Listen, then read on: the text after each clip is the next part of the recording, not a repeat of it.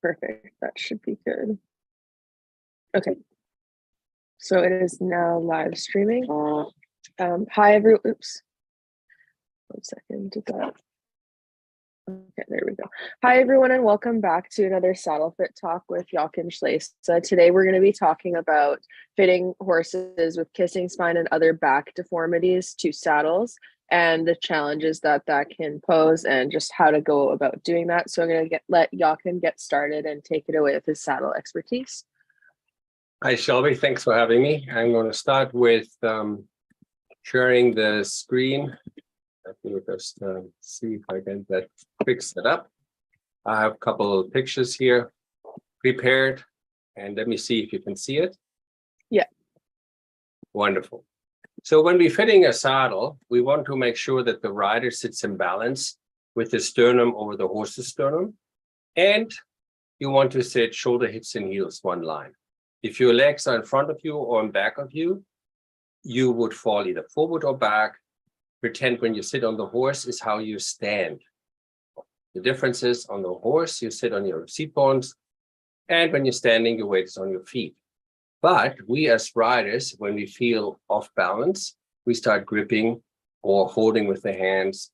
And that is what a good saddle fit does. It protects the horse and balance the rider in the proper alignment. So this is the ultimate goal we want to do. However, when we go in the 2-point, or we go in front of the jump, or we go in the rising trot, most of the time, the most important, most pressure you see where the stirrup bar is. The stirrup bar is where the stirrup leather hangs in, and all your weight and that momentum is underneath the front of the saddle, right here at that area. So there's some saddles what have 3 points facing forward. These are really, really bad for horses and cause long-term damage. And some people use hydraulic tree machines who break these rivets and break the tree. But I use this picture just to show you on the bottom, you have these rivets, and these 2 rivets is these 2 rivets on this tree. So all your pressure when you stand, it's on the front. Now there's numerous different types of saddle fitting theory and different areas. You can do the sweat analogy. You can see the dust pattern. You can see the holes behind the shoulder. The goal is to prevent these horrible deformation. Now, unfortunately, these deformation, customer will do something. Today, we're talking about when a horse has bigger problems, deep underlying problems, such as kissing spine or neurological, or even they're so shut down, they're so dead in the eye, because not every horse will react to pain immediately. Some horses have very high pain tolerance.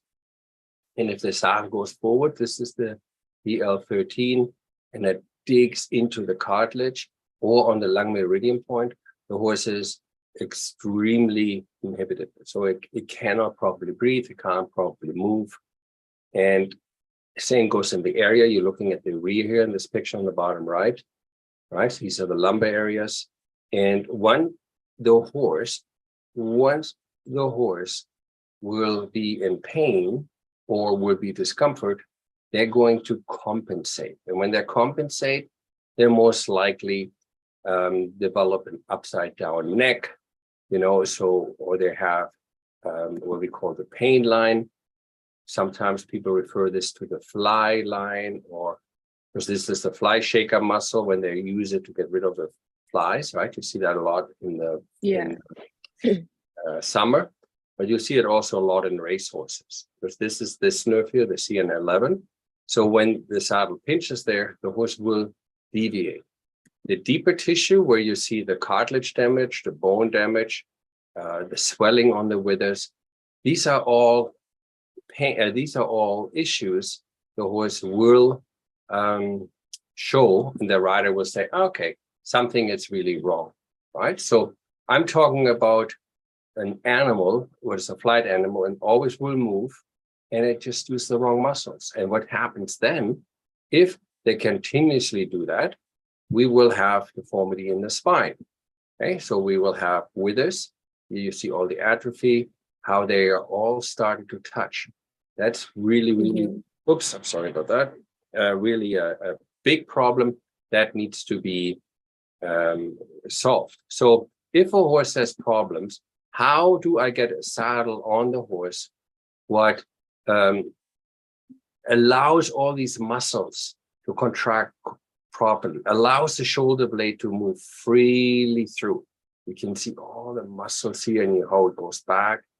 So it's kind of like an oxymoron, you know? So, and then I get a horse either what had an accident, trailer accident, got cast, or just got crookedly trained. Sometimes it's just muscle, sometimes upper arms.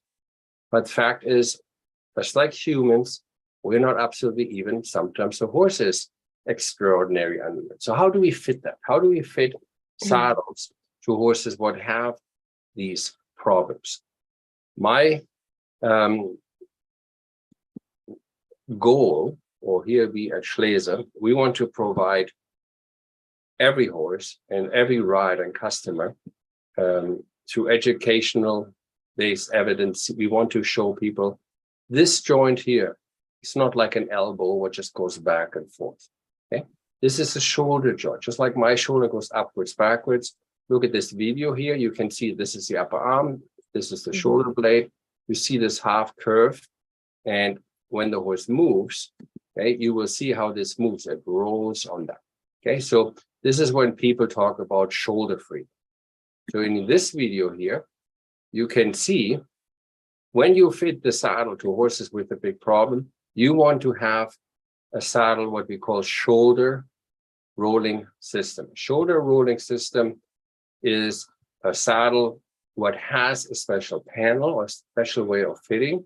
So for these horses what have cartilage damage, those horses will not have any problem. We cut this tree open to show you inside. We took all this away, and you can see how it touches on the bottom, then it rolls over, then it's touched there.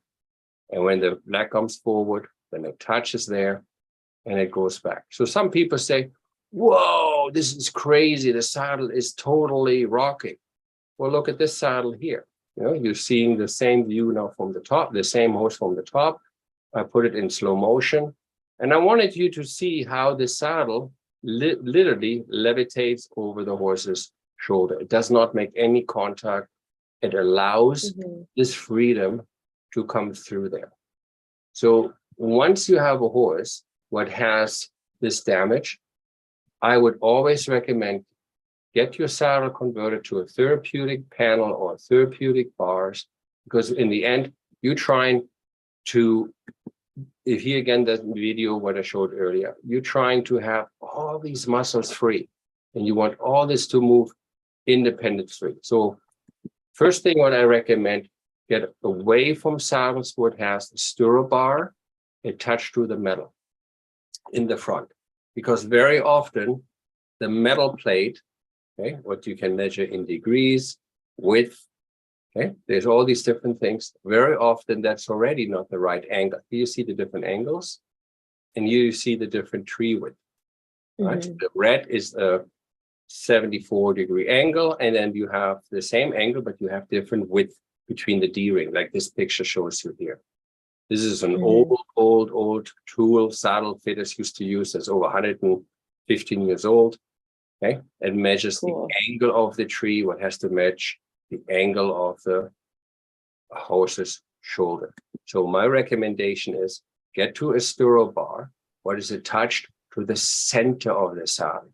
So when you're set in, you have the contact and the pressure distributed in an area where you do not have any pain or pressure.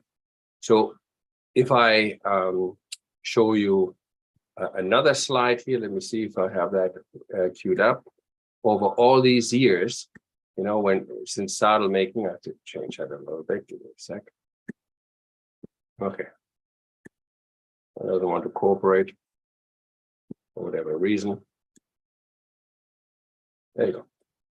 You can see the saddle has been really wide in the center, but there's always a space in the middle. Right?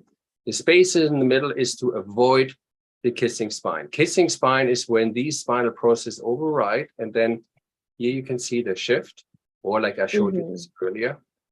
This is something, the whole idea of fitting a saddle properly. But you might get a horse from the track or from another owner. You don't know how it's trained.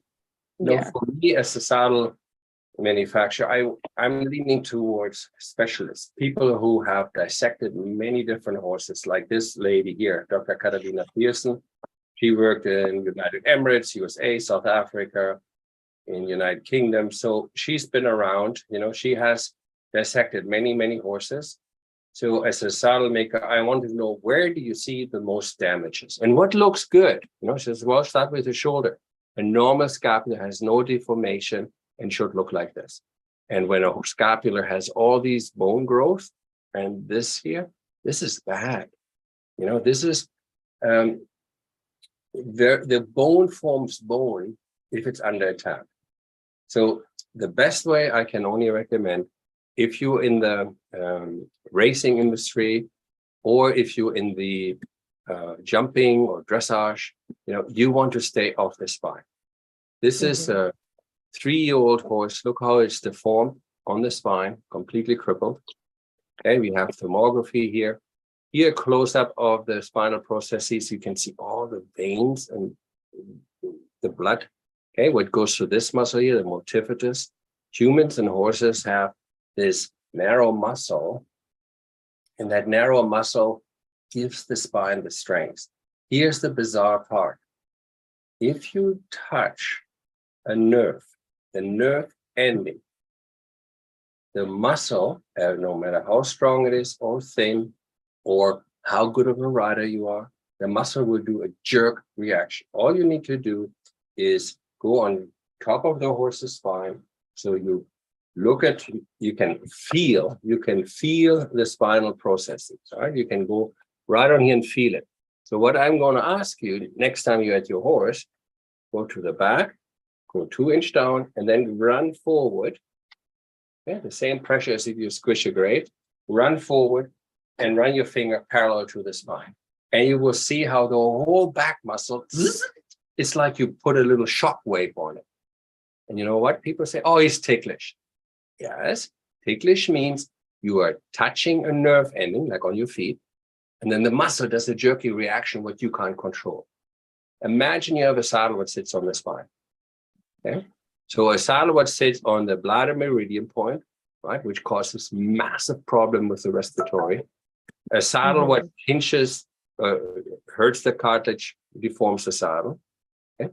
I don't care if you look at cartoon drawings, if you look at actual veterinarians who dissect horses and show the tree. Here you see again the stirrup eye touches. We come across so many horses who are actually clinical lame. The research shows veterinarians, when they do anything with writing a paper, any research, the average research person who writes a paper says 84% of the horses they select or trying to see out there is in one way or the other way lame. Now you're going to say, oh my God, why am I even bother riding? And where do I start? Shelby, you and I are a big component in harmonious training and being kind to your horse and understand the horse more. I mean, you publish so much amazing stuff. I'm from a saddle ergonomist or saddle maker. I have to go and understand, why do I need to make a product a certain way? And if veterinarians say, or research people say, if the saddle pinches on the front, is it because the horse deviates from pain because it has previous damages, or because the saddle fits? It travels all the way down the leg. And then all the time your horse is, sometimes it's lame, sometimes it's not. So I find this very interesting because more and more people realize, those half trees you see on the exercise of the racing industry, they just have this little unit here. This ends at the trapezius, very vulnerable area. And this goes down to the shoulder, and then they have a stirrup bar here, just like on the traditional stirrup bar. So check this out. A muscle, what is healthy, okay, has the blood flow going nicely through, and it gets the oxygen and nutrition what the muscle needs. So if you have focal pressure, okay, the muscle becomes stiff, and it blocks all this energy to go through it. The next part, in one of your live streams, you have mentioned also the equine pain scale. Yeah. There's several different ways. Long, well aware of how to measure pain is Dr. Tracy Turner in Wisconsin. He says, Minnesota, not Wisconsin. You know, when you take a thermography and you take the temperature of the horse's eye, they are always the same type of temperature. If the temperature is up, the horse is in pain.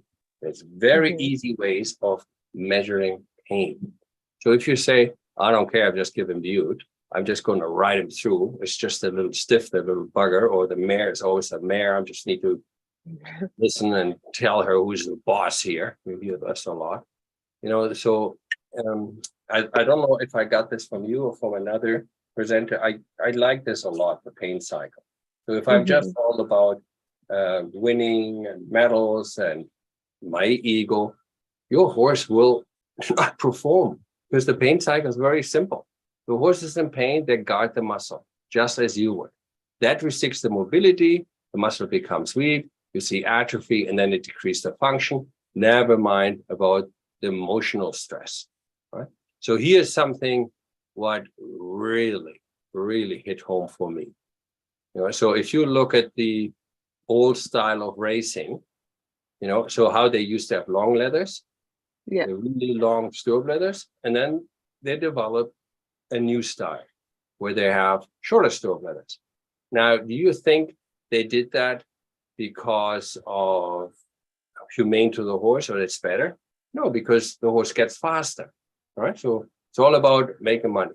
So why are we going with these old traditional saddles which completely sit on the spine? Why don't we go to a saddle what listens and learns from the industry? So most racing saddles, exercise racing saddle, here's a little, actually, look at how tiny this thing is. Okay, that's the actual racing saddle. That's for 90 seconds on the horse's back. So that is not my biggest worry. My biggest worry is the saddle what sits on the horse every day for at least 15, if not 20 minutes when they gallop the horse, not for 90 seconds. So if you have a saddle what sits sideways on the spine, okay, not only do you force these vulnerable bones, they will deform. Okay, so why don't we learn and say, hey, if we change the old style to a new style to be faster, why don't you go with the new style to be faster too? Because then you can avoid all this pinching on the spine or on the nerves, which are troubles down here. So if you look at the skeleton, right? So we know on the track they start as young as 2.5, but the spine hasn't developed yet. Hasn't developed yet until they're 6 years old, 6.5 sometimes. Yeah. The shoulder blade, not until it's 4. Here is the most shocking. The injuries that kill most horses is broken neck, broken back, broken pelvis, broken shoulder, smashed knee, and it goes on and on and on. So with what we know today, you know, your saddle can be the culprit, or it can be reducing the risk. These poor animals have already a super high stress level. And you know yourself, Shelby, in our industry, where we sell a lot of saddles, you train a lot of horses, many horses come from the track. You know, in the hunting and the hunter-jumper world, sure, you have one or the other horse what hasn't been racing, but they have been trained. Sure, you have some of the other horses that have never been on the racetrack. But if the horse comes with equipment what damage these soft young bones, the growth capsules, and we have to fit them now, I cannot stress enough, why don't we fit them with something what stays away from these sensitive bones. So start off with getting your saddle converted to have a center balanced stirrup bar. Okay, so the instead of riveting to the gullet plate, get it converted to something like this. The next thing, so if you have a saddle, what sits, so here's withers, and then here's that triangle where it's super, super sore. Okay, if you avoid to pinch this, the next biggest impact is your gullet plate right there. Gullet plate and stirrup bar. That's where the most pressure is. And yellow is the next pressure. Okay, that is where the rest of the tree is. But if you're in the 2-point, that's all the pressure here. So if you have a very good tree, a very good tree for me is, it looks like this.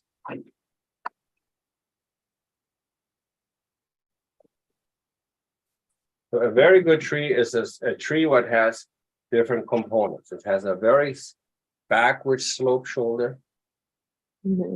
Has a crotch comfort for the rider, because if you are hurt and rubbed in the front, you lean back to protect yourself, and then you slam in the back. A very light cantle. And then the front, the next part is a very flexible, pliable material. What sits underneath here. So if you're a horse, which side do you want on your back? The right or the left? It's a no-brainer. The left, like the wide part. The rider doesn't feel the extra insert. It would be in the panel. It's very soft, super soft to touch. But in here, there is that piece and I showed you. So soft to the tissue, but a wide weight-bearing surface to the horse. So I recommend if you have a horse that has injuries, whatever reason, okay, get a PSI panel. A PSI panel is very soft, but very firm. It has that nice weight-bearing surface I just told you. So long the 3-point does not go forward or goes back. If you want to supercharge your saddle and want to put a turbo on it, get the therapeutic panel underneath, because now there's absolutely no pressure in the front, very, very little. You see here the green area, and the most contact through this area. Okay, so we have dust pattern when you ride without pad. The common saddle leaves an edge like this. Here you see the therapeutic panel. All this is completely free. You can actually stand in the saddle, okay? Stand all the way in your stirrup, bounce up and down, and somebody else can slide the hand underneath the stirrup bar. And he says, how is it possible? How is it possible that the saddle doesn't rock, doesn't go forward? And for all you show jumpers, how annoying is that your saddle slides back? So by having the therapeutic panel, this is memory foam here. Okay, there's all this, like I showed you in the video, moves completely free. It allows the horse to move properly, like I showed you in this video, when it rolls up and down, and I showed you in this video. And once we designed that, Shelby, we had doubts. We didn't design it purposely so it levitates us over the horse. But I have many, many horses, many horse owners who rescue the horse. They have great trainers, but the stupid saddle sits on it. Well, let's go bareback. Well, bareback is a short-term solution. You got to distribute the weight of the rider's seat bone, because then the muscle is tight, the touch, the kissing spine is another problem. So if I want to really free this up, my recommendation, start with therapeutic panel. If you cannot afford that, then there is what we call the true form pads. It has 4 compartments in the panel. There you have that long felt. There's 2 different felt pads in here, and you can trim them and cut them, because sometimes you have horses with open sore, spider bites, big welts. So this black part sits along the horse's longissimus muscle, right there. It sits away from the spine and the wither cup, right? See all the X's are? So then the next excuse me, the next parts, they sit in compartments here. I strongly recommend go ahead and get yourself Velcro. Every Home Depot, Lowe's, hardware store, craft store, you can get Velcro with a back or tapes on it. It doesn't hurt your leather on your saddle. You can glue it underneath, and then this Velcro's on here because you got to make another panel for your saddle. You just put a pad on it, it slides all over the place. What a pain. What a pain. Speaking of pain, you want the horse's back to come up. You want that shoulder to lift. If it drops or it guards, that is pain. You will always have the one or the other horse, which is not 100% even. Some of them have the transitional vertebrae. It's not too uncommon. So we know all that, and we know all these issues, and if we want to avoid, the pressure where we get insane sometimes, you see it, you probably know it as a rider with dry spots. You have to ask yourself, why do I have so many horses with dry spots here? And that happens to be also where the white hair is. So in order to have a nice freedom in the horse's movement, the horse's leg goes forward, it pushes the upper arm and shoulder blade all the way back. That's this joint there. That's what pushes that shoulder back. So I hope you have now some ideas what you can do.